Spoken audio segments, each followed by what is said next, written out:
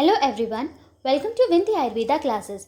आज हम एक बहुत इंपॉर्टेंट टॉपिक पढ़ने वाले हैं जो है प्रमेह पीड़िका। This is very important from exam point of view, so will study this with easy tricks. सबसे पहले आता है प्रमेह पीड़िका के भेद। तो देखिए, चरक जी ने 7 भेद बताए, काश्यप जी ने 8 बताए, भोज जी ने 9 बताए और सुश्रुत जी, वांगभट जी और माधव जी ने 10 बताए। ठीक है, तो आप इसको कैसे याद कर सकते हो? तो आप यहाँ पर एक ट्रिक लिख लो, च क भा SVM 7 8 9 10।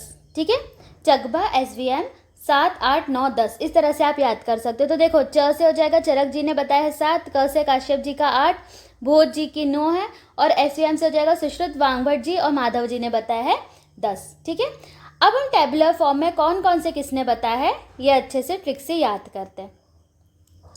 अब देखो, सबसे पहले तो चरक जी की है 7, कौन कौन सी है? शराविका, कश्यपिका, जालिनी, सरशपी, अलजी, विंता, विद्रधि।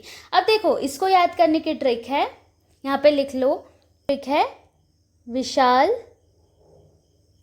सा, कछुआ, जला। ठीक है, ये चरक जी के अकॉर्डिंग जो बताइए उसकी ट्रिक याद करा रही हूँ मैं, है ना। तो देखो, वी से हो जाएगा विंता एंड विद्रधि। ठीक है, फिर ये जो श है ना, ये इससे हो जाएगा शराविका। फिर देखो, यहाँ अ की मात्रा आ रही है ना, अल, तो इससे हो जाएगा अलजी। फिर ये स से हो जाएगा सरशपी, सरशपिका है सरशपी। फिर कछुआ से हो जाएगा कच्छपिका एंड जला, यहाँ पे इससे हो जाएगा जालिनी। देखो, ये 7 हो गई ना, शराविका, विंता, विद्रधि, सरशपी, अलजी, जालिनी और कच्छपिका। तो देखो, जो अभी हमने ट्रिक देखी है ना, ये वाली विशाल, सा, कछुआ, जला, इससे आपको चरक जी की याद हो जाएगी। अब आता है सुश्रुत जी और वांगभट जी। देखिए, इनकी 10-10 है, तो 7 तो इन्होंने चरक जी समान ही बताई है। अब अलग कौन कौन सी, वो हमें याद करना है। तो कौन कौन सी सुश्रुत जी ने अलग बताई है? मसूरिका, पुत्रिनी और विदारिका, है ना। और यही वांगभट जी ने भी बताई है सेम। ठीक है, इसे याद करने की ट्रिक लिख लीजिए कि सुश्रुत जी ने मसूरी से पुत्री को विदा किया। मसूरी से क्या किया? पुत्री को विदा किया। तो देखो, मसूरी से हो जाएगा मसूरी का, पुत्री से हो जाएगा पुत्रिनी और विदा से हो जाएगा विदारिका। ठीक है, तो सुश्रुत जी की याद हो जाएगी 10। अब देखिए, वांगभट जी ने सेम है सुश्रुत जी बताई है। ठीक है, सारी ही सेम है। अब हम देखते हैं भोज। तो देखो, भोज जी की 9 है। ठीक है, अब इन्होंने क्या किया, सबसे पहले देखिए, शराविका तो सेम बताया, इन्होंने क्या किया है, कच्छपिका को कुर्मिका बोला है, मतलब बताया वही है, बस नाम चेंज कर दिया। फिर देखिए, जालिनी भी बताया इन्होंने, सरशपी बताया, अलजी भी बताया। अब ये विंता नहीं बताया है। ठीक है, जो भोज जी है ना, उन्होंने विंता नहीं बताया, विद्रधि उन्होंने वैसे ही बताया। अब देखिए, मसूरिका की जगह उन्होंने क्या बताया, कुलत्थिका बोला है। उसके बाद पुत्रिनी और विदारिका ऐसे ही बताया। तो देखिए, भोज जी की आप ऐसे याद कर सकते हैं, भोज जी को राजा भोज लिख लो। ठीक है, जो राजा भोज है ना, तो राजा लोग क्या करते हैं, ये लोग विनती नहीं करते हैं। ठीक है, कोई राजा है वो किसी के सामने विनती थोड़ी ना करेगा, तो राजा लोग विनती नहीं करते, तो इन्होंने विनता नहीं बताया है। ठीक है, और नाम भी इन्होंने चेंज कर दिया है कुर्मिका कि हम तो सबसे अलग चलेंगे। इन्हें बोला था मसूरी से पुत्री को विदा किया था, लेकिन इन्होंने बोला नहीं, हम कुल से पुत्री को विदा करते, क्योंकि वो राजा है ना। उसके बाद आता है काश्यप जी। काश्यप जी ने कितनी बताई है? 8 बताई है। तो देखिए, इनकी 7 तो किसके समान है? चरक जी के समान ही है 7, और एक जो अलग बताई है वो कौन सी है? अरुणशिका। क्लियर? तो देखिए, इस तरह से कौन सी प्रमेय पीड़िका किसने मानी है आपको याद हो जाएगा, एग्जाम में पूछा जाता है। अब हम हर एक प्रमेय पीड़िका का लक्षण देखते हैं। ओके, तो देखो, ये जो प्रमेय पीड़िका के लक्षण है, ये चरक सूत्र स्थान 17 में और सुश्रुत निदान स्थान 6 में दिए गए हैं ना। उसका हम कंपैरेटिव दोनों का यहाँ पर देखेंगे, इजी ट्रिक से हम याद करेंगे। तो सबसे पहले आता है शराविका। देखो, शराव मतलब होता है कुल्हड़। ठीक है, इसी से पूरा याद करना है। देखो, सबसे पहला दिया है अंतो उन्नता, है ना, मतलब कि चारों ओर से कैसी होती है पीड़िका, उभार वाली होती है। फिर मध्य निम्न, देखो बीच में ऐसा गड्ढे जैसा दिख रहा है ना, तो बीच में ऐसा गड्ढा जैसा होता है इसमें, और शाव होती है ना, डार्किश ब्राउन कलर की होती है। फिर यहाँ पे कुछ ऐसा क्लेद जैसा दिख रहा है, तो उसमें क्लेद भी होता है, और रुगान्विता, है ना, क्लेद रुगान्विता, क्लेद प्लस बहुत ज़्यादा इसमें पीड़ा होती है। फिर शराव आकृति संस्थिता, है ना, मतलब शराव की आकृति के समान होती है ना, कुल्हड़ की आकृति जो है उसी के समान ही पीड़िका होती है। और सुश्रुत जी ने बोला है शराव मात्रा। है ना, मतलब वही कुल्हड़ के समान आकृति की होती है। क्लियर। अब नेक्स्ट आता है कच्छपिका। ठीक है, कच्छप मतलब क्या होता है, कछुआ होता है। ठीक है, तो देखो इसके उसी से हम पूरा इसको याद कर। सबसे पहला उसका क्या फीचर है, लक्षणा कश्च पृष्ठाभा, मतलब ये पीढ़ी का एक तो चिकनी होती है, देखो इसकी पृष्ठ भी आपको चिकनी सी दिख रही है ना, तो लक्षणा और कश्चप पृष्ठाभा है ना, कच्छप के पृष्ठ के समान होती है ये। क्लियर। फिर कूर्म संस्थाना, कूर्म किसको बोलते हैं, कछुए को ही बोलते हैं ना, तो कूर्म मतलब कछुए की आकृति की होती है। उसके बाद अवगाढ़ अर्ति निस्तोदा।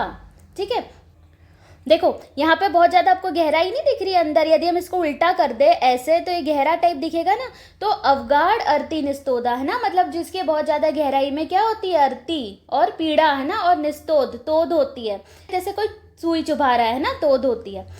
फिर देखिए आता है महावास्तु परिग्रह है ना, तो देखो यहाँ वास्तु वर्ड याद रखना। ठीक है, हमने देखा है ना कि कछुए को हम वास्तु के हिसाब से घर में रखा जाता है ना कछुए को, तो इससे महावास्तु परिग्रह आपको याद हो जाएगा। Clear. Now the next comes जालिनी। अब देखो जालिनी के लिए आपको ये पूरा ऐसा जाल याद रखना है, तो क्या दिख रहा है, स्तब्ध सिरा जालवती है ना, बहुत ज्यादा जकड़ा हुआ है ना, ऐसा जाल दिख रहा है ना आपको। ठीक है, फिर स्निग्ध स्रावा महाशय, देखो बहुत बड़ा आशय भी यहाँ पर पानी का है ना, पीछे आप देखेंगे तो स्निग्ध स्रावा महाशया भी है ये। उसके बाद देखिए सूक्ष्म छिद्र है, छोटे छोटे छिद्र जैसे ही हो गए हैं ना, क्योंकि बहुत ज़्यादा ऐसे तार आपस में जुड़े हुए तो छिद्र जैसे दिख रहे हैं, तो सूक्ष्म छिद्रा। ठीक है, देन रुजा निस्तोद बहुला, अब किसी को यदि कोई इसमें फंस गया, किसी को लग गई तो क्या होगा, उसे बहुत ज़्यादा रुजा भी होगी, तोद भी होगी। ठीक है, और मास जाल समावृता है ना, अब तो जाल याद रखना तो आपको याद रहेगा, तो सुश्रुत जी ने क्या बोला इसके लिए, मास जाल समावृता, किसका जाल, सिरा जाल। ठीक है, ये इसमें याद रखना है। नाउ द नेक्स्ट कम्स सरशपी। देखो सरशप मतलब क्या होता है, सरसों। यहाँ पर क्या दिख रही है आपको, सफेद सरसों दिख रही है, तो ये श्वेत सरसों है। गौर सरशप संस्थाना तत्प्रमाणा, मतलब कि सफेद सरसों के ही जैसी होती है और उसी के प्रमाण की भी होती है। ठीक है, न अति महता, देखो आपको तो छोटी छोटी दिख रही है ना, तो न अति महती। क्षिप्र पाका, अब देखो कोई चीज़ छोटी छोटी है तो वो जल्दी पक जाएगी ना, इसलिए इसको बोला है क्षिप्र पाका। और महारुजा, पर इसमें पेन बहुत ज़्यादा होता है। ठीक है, तो ये हो गए सरशपी के लक्षण। Now next comes अलजी। ठीक है, अलजी को आपको ये अग्नि से याद रखना है। ठीक है, इसके लक्षण पूरे अग्नि समान है। तो देखो दहती त्वच्यम उत्थाने तृष्णा मोह ज्वर प्रदा, देखो स्टार्ट ही दहती वर्ड से हो रहा है श्लोक है ना, दहती मतलब क्या, मतलब दहन होना, जलन होना। ठीक है, तो ये जब त्वचा पे उत्पन्न होती है तो जलन होने लगती है। फिर देखिए तृष्णा मोह ज्वर ये सब क्या है, अति पित्त के लक्षण है ना, मतलब उष्णता के लक्षण है, गर्मी के लक्षण है, तो तृष्णा मोह ज्वर भी इसमें होगा। ठीक है, देन विसर्पत्य निशम दुखाद। ठीक है, फैलती है, अब देखो ये अग्नि है, अग्नि क्या करती है, फैलती है ना एकदम से, तो विसर्प्यत निशम दुखाद। ठीक है, बहुत ज़्यादा कष्टप्रद भी होती है और फैलने वाली होती है ये। देन दहत्य अग्निर अलजी। ठीक है, फिर आता है सुश्रुत जी ने इसके लिए क्या बोला है, रक्ता सीता स्फोटवती दारुणा। यदि आप इसको देखेंगे तो ये लाल दिख रही है ना अग्नि आपको, लाल भी है, वाइटिश भी है, येलो भी है ना, तो रक्ता सीता और स्फोट हो जाएंगे है ना, ब्लिस्टर्स हो जाएंगे जब यदि ये होगी, और दारुण कष्टकारी होती है। ठीक है, now the next comes Vinta.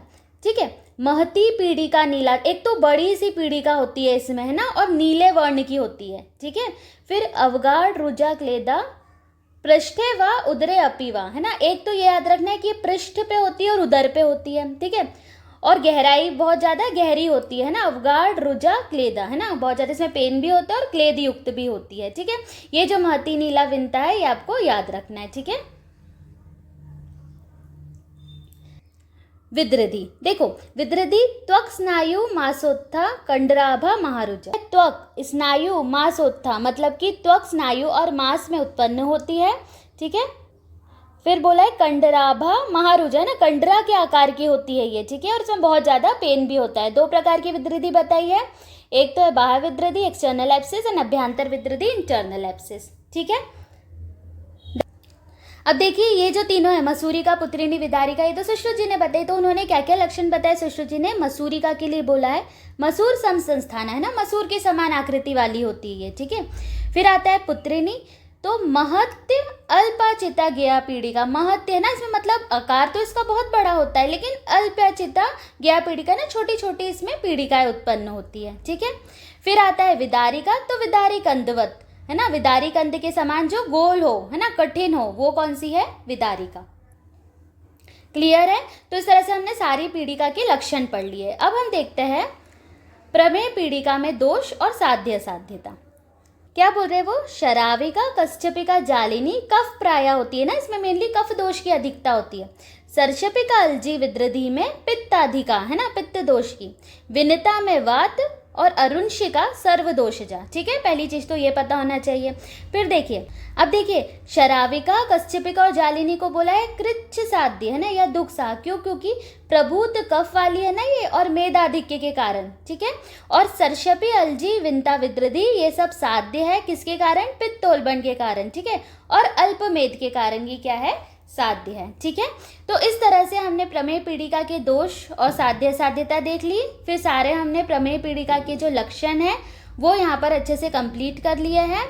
Plus हमने ये जो टेबल है, ठीक है, मतलब किसने कौन सी बताई है प्रमेय पीड़िका, है ना, ये अच्छे से देख लिए है नाम एंड प्रमेय पीड़िका के भेद। So I hope you like this topic. Do share, like and subscribe. Thank you.